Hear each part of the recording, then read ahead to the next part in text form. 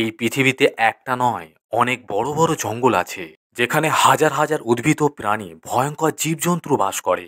তবে আমরা হয়তো সবাই জানি আমাজন পৃথিবীর সবথেকে বড় রেন ফরেস্ট। এই Amazon rain forest billion acre জুড়ে বিস্তৃত।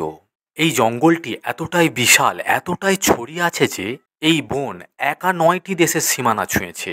আর ঠিক এই আমাজন জঙ্গলের মতোই কঙ্গো রেন ফরেস্ট, এটি বিশ্বের দ্বিতীয় ঘন বন। এটি মধ্য আফ্রিকায় অবস্থিত এবং এর বেশিরভাগ অংশই কঙ্গো দেশে ছড়িয়ে আছে। 23 লক্ষ বর্গ কিলোমিটারের বেশি এলাকা জুড়ে ছড়িয়ে থাকা এই জঙ্গলটি এত বড় যে এটি 6টি দেশে বিস্তৃত। আচ্ছা, এবার আমরা জানব কি কারণে একে কঙ্গো রেন ফরেস্ট বলা হয়। কারণ এখানে বেশিরভাগ সময়ই বৃষ্টি হয়, খুব হয়, প্রচুর পরিমাণে বৃষ্টি হয়। এটি বলা হয় যে এই জঙ্গলের অনেক অংশ এমন আছে যেখানে মানুষ আজও পৌঁছাতে পারেনি, যেখানে মানুষের পা পড়েনি। এমনকি এই জঙ্গলে বসবাসকারী মানুষেরাও হয়তো পুরো জঙ্গল ঘুরে দেখতে ব্যর্থ।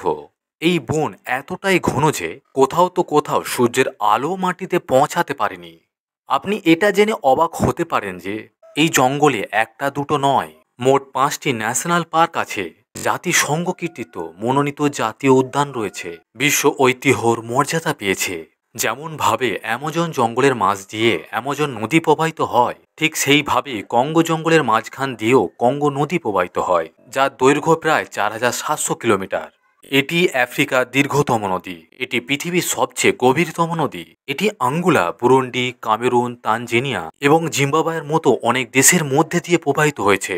এই জঙ্গলে 11,000-এরও বেশি গাছপালা রয়েছে। তাদের মধ্যে 1000 এমন গাছপালা আছে যা শুধু এই বনেই জন্মায়। এছাড়াও এই জঙ্গলে 2000-এরও বেশি প্রজাতির প্রাণী জগৎ এবং 1000-টিরও বেশি প্রজাতির পাখি রয়েছে। এই জায়গাটিতে অনেক এমন বিপজ্জনক ভয়ঙ্কর প্রাণী রয়েছে যে যদি কোনো ব্যক্তি দুর্ঘটনাক্রমে এই বনে পৌঁছায় তবে তার ফিরে আসা প্রায় অসম্ভব। তো বন্ধুরা, এই কঙ্গো জঙ্গল সম্পর্কে আমাদের ছোট ভিডিওটি আজ এই পর্যন্তই। আর ভিডিওটি সম্পর্কে আপনার মতামত কমেন্ট করে জানাতে ভুলবেন না।